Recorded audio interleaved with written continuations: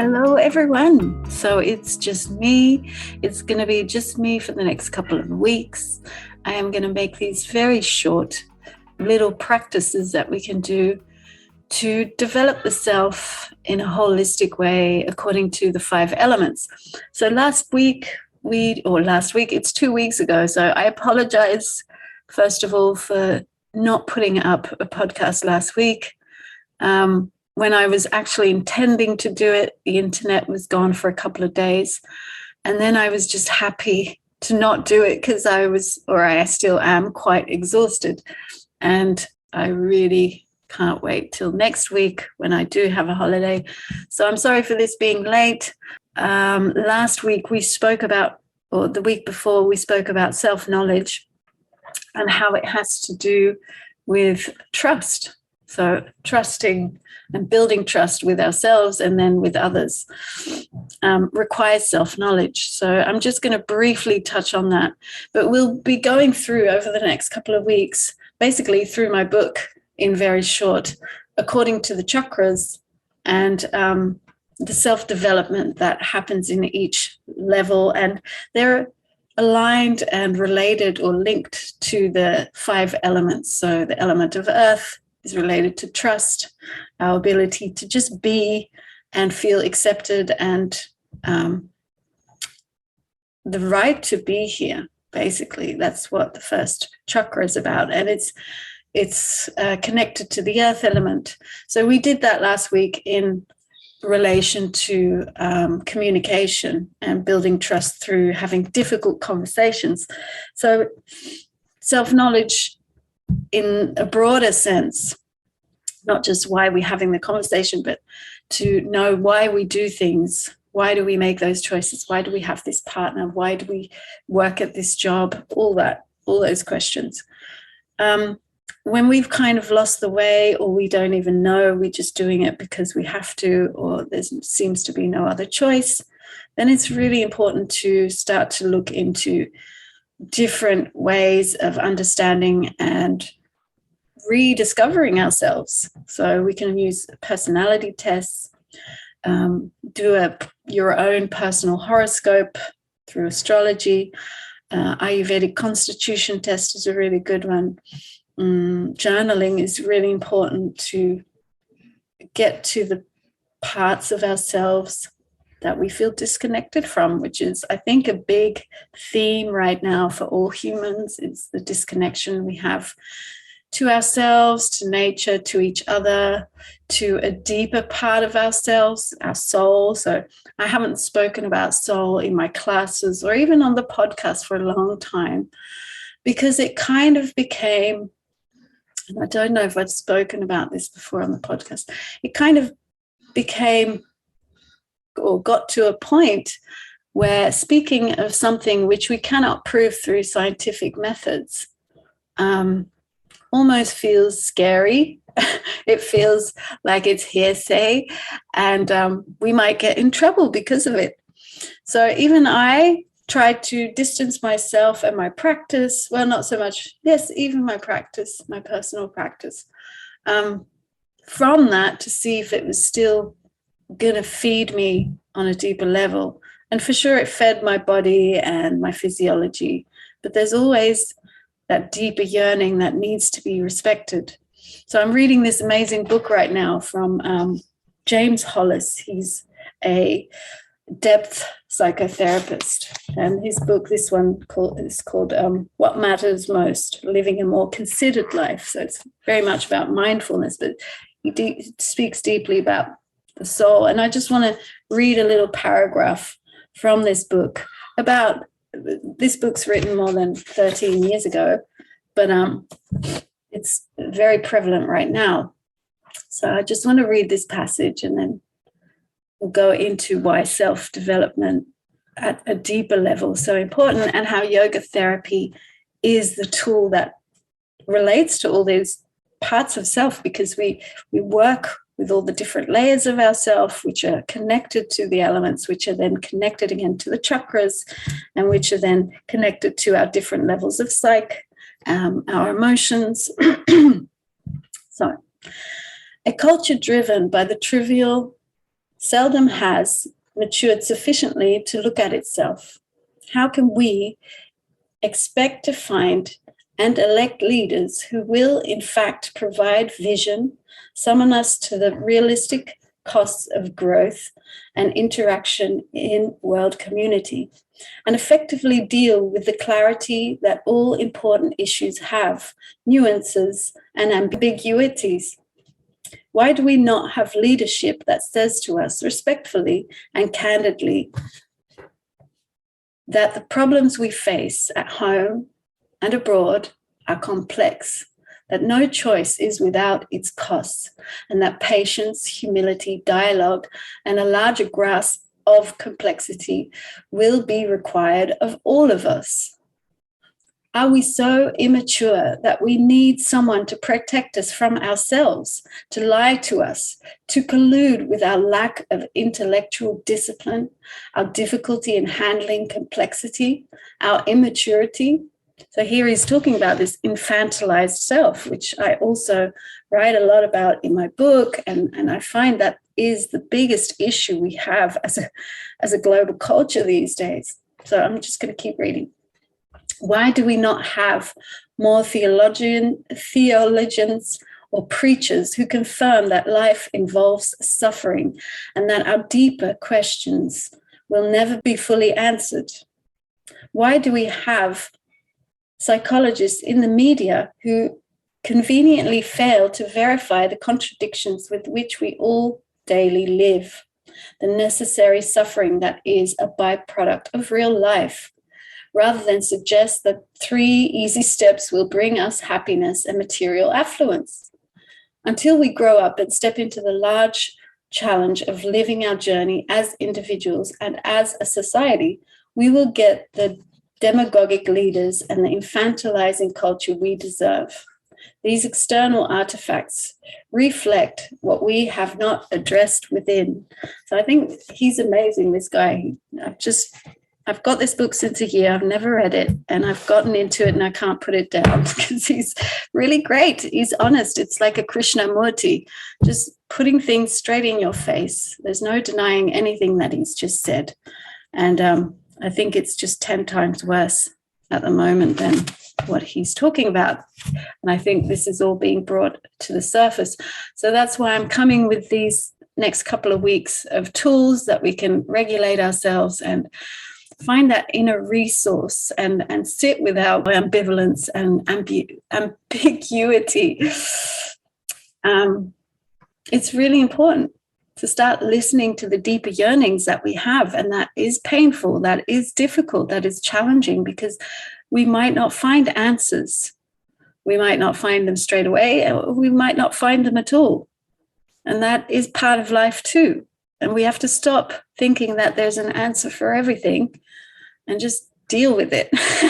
Grow up, as he says several times in his book. Let's grow up.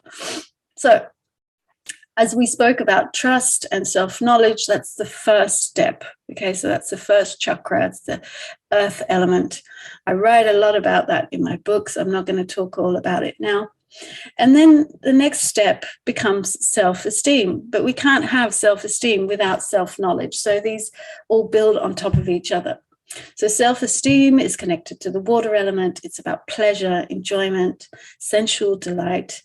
And there's also the other side of that, which is part of life, pain and guilt, uncertainty.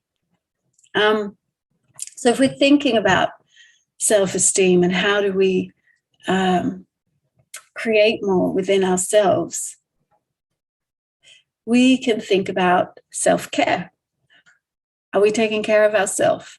Are we delighting the senses? We have 5 senses, sight. So when you cook food for yourself, which is taste and smell, but also sight, what colors are you using? Try and have, at least throughout the day and definitely throughout the week, all the colors of the rainbow in your food. So this is really important to keep the body healthy and intelligent, vibrant, full of life. To sensual pleasure, also watch a beautiful film or go to a beautiful art gallery. Allow the eyes to absorb beauty. Allow your ears, your body to feel the sensations of sound, of music. Allow yourself to be moved from within. These are ways that we enhance our self-esteem. So some of us, most of us, especially when we're very busy, we lose our self-esteem because we lose our sense of self and we don't have time. And when we do have time, we're just exhausted and we end up just doing things, because doing is an automatic and it's not a stop and listen. So it's a lot about receiving, allowing, letting the flow of life come back in, restoring. So self-esteem is about the senses and allowing the senses to absorb, allowing yourself to center in receiving. So we'll do a short practice for self-esteem. So make yourself comfortable. You can lie down, you can sit, and just get yourself in a position where you can sit for a while. Now, thinking of the element of water, imagine you are sitting or lying just near a body of water, whether that is a lake or a river or a stream or the sea, and hear the lapping of the waves or the bubbling of that stream. Feel its moistness in the air or on your skin. And imagine yourself in a beautiful surrounding. So again, think of that sensual pleasure. What would you want to feel under your body? Is it moss? Is it grass? Is it earth? Is it clay or soft sand? Whatever it is, allow yourself to feel it. And then imagine that it's nighttime. The moon is out, a sickle moon, and it's reflecting on this body of water. And you can see the reflection of the moon on the water. And now interlock your fingers, both hands, and then placing the left thumb on top of the right, so that the right thumb is between the index finger and the thumb of the left hand. And placing that either on your lap, above your head, if you're lying down, or just on your belly. And feel the softness, the lapping of the water within the breath. Imagine your breath rising and falling with each in and out, just like the waves or the bubbling water next to you.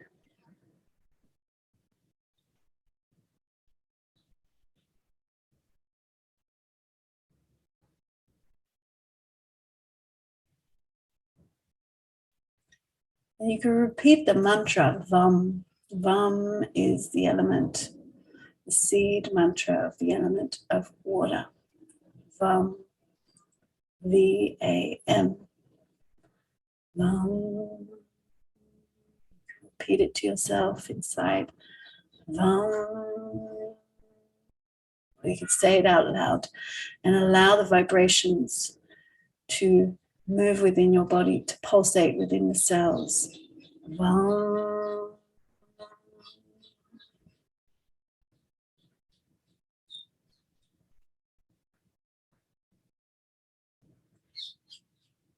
And affirm to yourself, life is abundance, flow, and connection. And then breathe in this affirmation. Life is abundance, flow, and connection. You know that every cell in your body, every body on the planet, whether that is animal, vegetable, or human, or even planetary bodies, seeks connection, has access to life force all the time, all around us, in us. It's everywhere. There is no scarcity. Scarcity is a mentality. Life is all about growth, natural growth. Also has cycles, cycles to rest, and that is what this self-esteem practice is about: resting, receiving, restoring, allowing yourself to renew. And we can only renew by stopping, sensing. Feel the body, feel your body here. Feel the ground underneath you. Feel the air passing over the skin. Hear the sounds outside your body and inside your body. Notice the sensations of the breath, moving in and out. Follow the entire length of the out-breath and the entire length of the in-breath.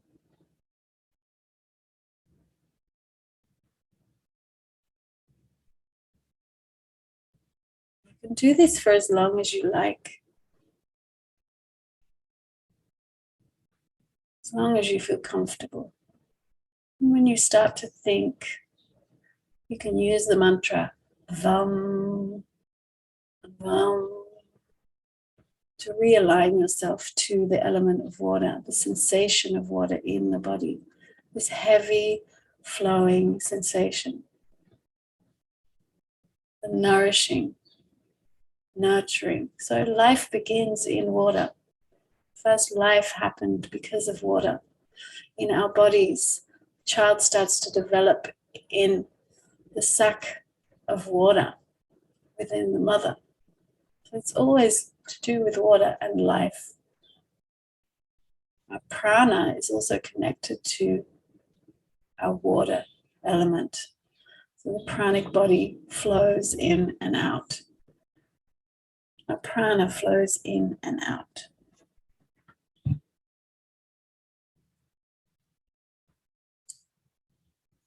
Now again, see a body of water next to you or around you. See the moon reflected on it. And allow that image to nourish your soul, the sense of self, your mind, your heart, and your body.